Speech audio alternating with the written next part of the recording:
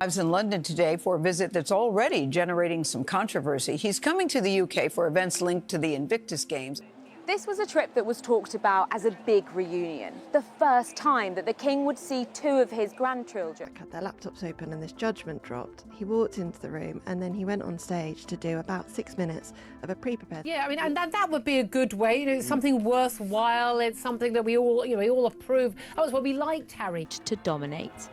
And now the news that Meghan, Archie and Lilibet won't join him on his trip to London. Stage to do about 6 minutes of a pre-prepared speech about the Invictus Games, the importance of veterans, the importance of military service. Public in a working environment, they decided that it doesn't meet the criteria or the risk to receive police protection. Harry's coming to the UK on a trip to mark the one-year countdown to the Invictus Games in Birmingham. And who he will bring. Harry had been offered a room at Buckingham Palace, but this morning the BBC reports he didn't answer on time. What is going to come out of this conversation? Because Prince Harry has got to the point where he's so off the rails.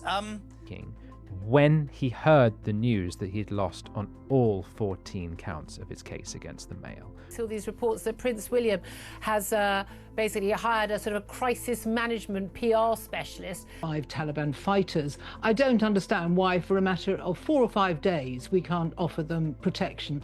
On July 8th, Prince Harry arrived at Royal Hospital Chelsea for a private engagement and skipped the front entrance entirely. People reported he came onto the grounds through a side road just before 12:30, avoiding the reporters and photographers stationed at the gate. No motorcade, no formal welcome, just a side road and a locked itinerary. 14 years ago, when his grandmother, the Queen, still sat on the throne, a working visit like this one would have carried a different shape. Cameras invited in, the institution built to receive him properly. On July 8th, that reception simply wasn't there. Subscribe to Royal Archives for more.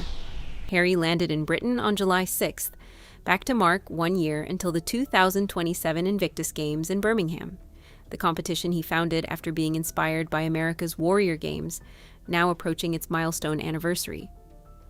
The day he landed, he made a public appearance at a documentary premiere. Visible, photographed, no side roads needed. The next day, July 7th, he appeared at Chatham House for an Invictus Games policy conversation.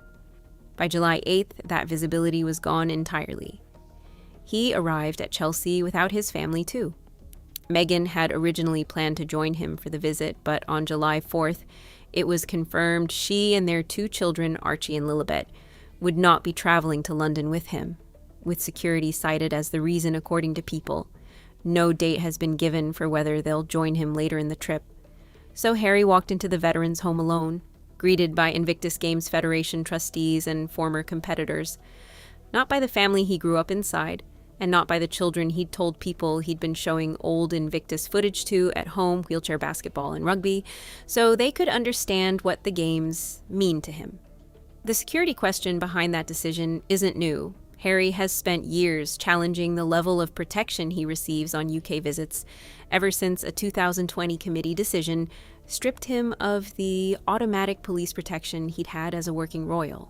He took that fight through the courts and lost the core appeal in May 2025, when judges ruled the government's case-by-case approach to his protection was lawful. That ruling still stands.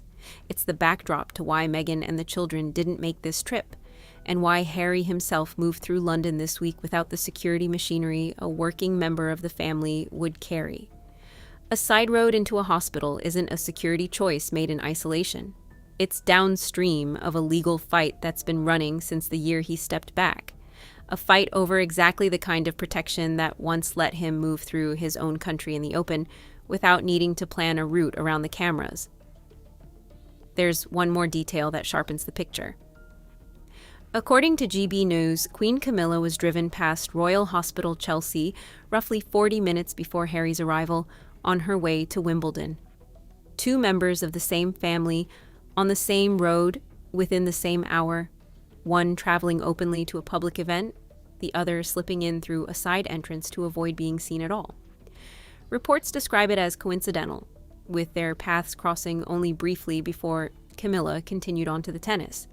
But it's a real, documented image, of how differently the institution now moves around each of them. Then came the palace. Ahead of this trip, Harry had been offered a place to stay at Buckingham Palace. According to his representative's comments to Page 6, that offer was formally accepted and then withdrawn at the last moment. His spokesperson called it disappointing. No fuller explanation followed from the palace side, so the man who once had a bedroom inside these buildings arrived in his own country this month with nowhere inside them to sleep. Security limited, accommodation pulled, and still the itinerary went ahead. Chatham House, Invictus Foundation meetings, a side road into Chelsea.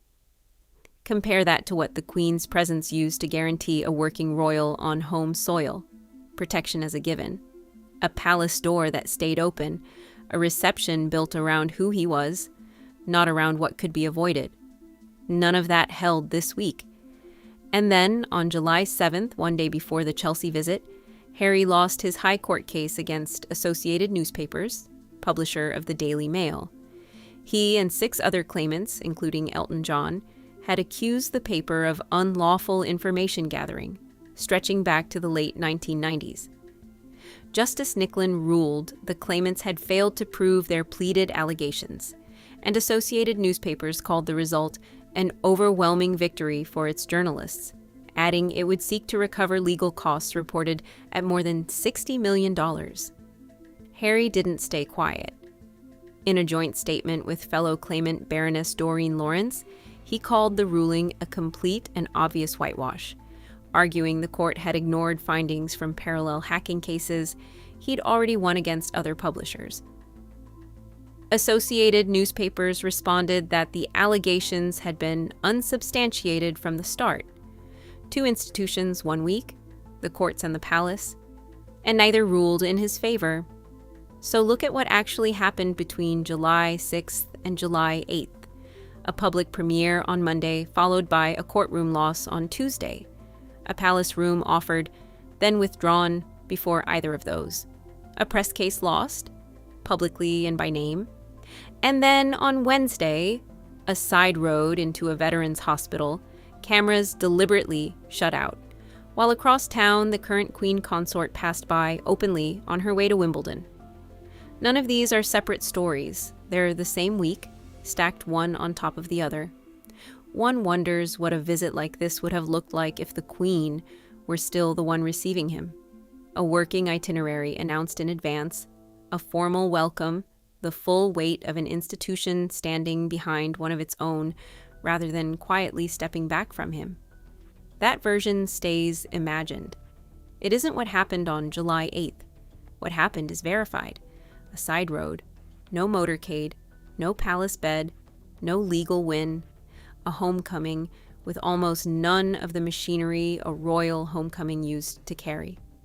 Whether any of that changes before the 2027 Invictus Games arrive in Birmingham is still an open question. For a family whose public image has, for generations, run on exactly that kind of formal reception, its absence this week is its own kind of statement.